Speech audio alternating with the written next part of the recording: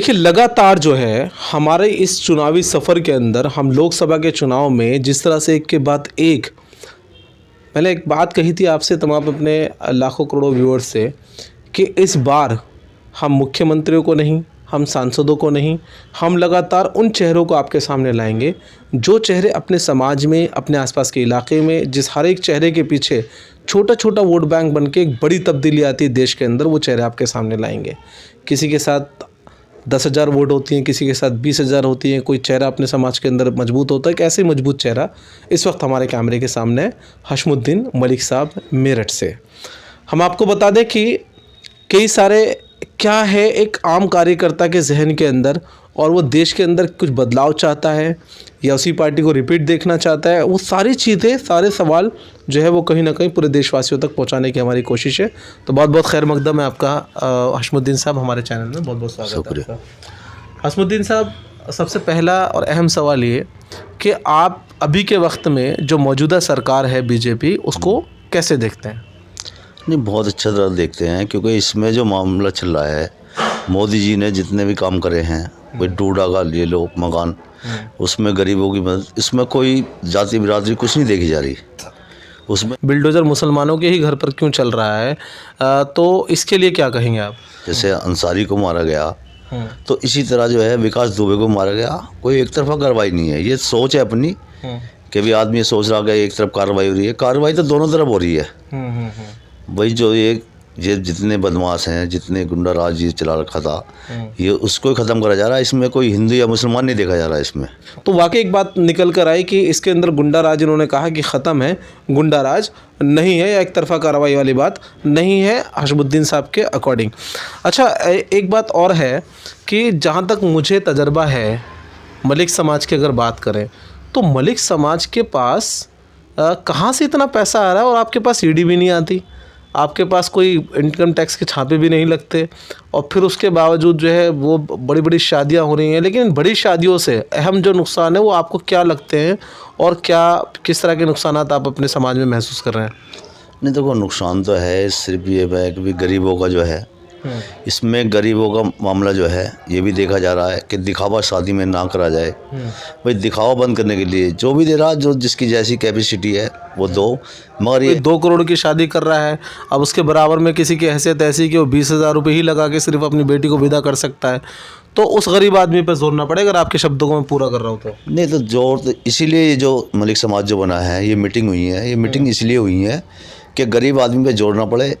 ये खाने जो चल रहे थे, खाने बिल्कुल उन पर पाबंदी लग गई है। जितना हम बात करें तो क्या इस्लाम इस तरह के दिखावे की इजाज़त देता है? अगर हम बात करें इस्लाम में सबसे जो मामला कम से कम जो सस्ता मामला था वो हमारे यहाँ निकाह का मामला था इस्लाम में। आज हम लोगों ने महंगा कर दिया। अच्छा भाई, आज दिखावा इतना चल रहा है। इस्लाम के मुताबिक निकाह शादी करना बहुत आसान तरीका था, कोई ज़्यादा ये नहीं था। क्या है वैसे इस्लाम के तरीके से? इस्लाम के तरीके मतलब कितने कम खर्चे में निकाह हो सकता है, एक बेटे और एक बेटी विदा हो सकती है? क्या होता है? नो, समझ लो कि 1,000 रुपये का खर्चा भी नहीं आने का। 1,000 में निकाह फाइनल हो सकता है? सबको ये भी जो अभी है भाई निकाह में छुआरे हुआरे 1,000 रुपये में निकाह हो जाएगा। ये महंगा जो हम लोगों ने कर लिया। अच्छा, निकाह का प्रोसीजर इस्लाम बताता है कि आप इतने कम खर्च के अंदर जो है वो कर सकते हैं, हदीसों से या उससे? हदीसों सब कुछ सामने है, साबित है भाई। अब मस्जिदों में भी ये तकरीर होती है इस बात पे, हर जगह तकरीर हो रही है कि अभी जितना भी नॉर्मल से नॉर्मल ये निकाह का मामला, तो इतना करना चाहिए। जिस तरह से आपने मीडिया के माध्यम से अभी ये बात पहुंचाई, तो क्या कुछ इल्म के ऊपर भी, तालीम के ऊपर भी काम हो रहा है? देखो, तालीम जहाँ तालीम होगी इंशाल्लाह ऐसा मामला नहीं चलेगा, क्योंकि कुछ हम लोगों में तालीम कम है। तालीम की तरफ को ध्यान नहीं दे रहे। जब तालीम की तरफ को ध्यान देंगे इंशाल्लाह सब कुछ बदलाव आधा चला जाएगा। बेटे वाले ही तो होते हैं अक्सर करके जो बड़े बड़े पार्टियाँ ढूंढते हैं।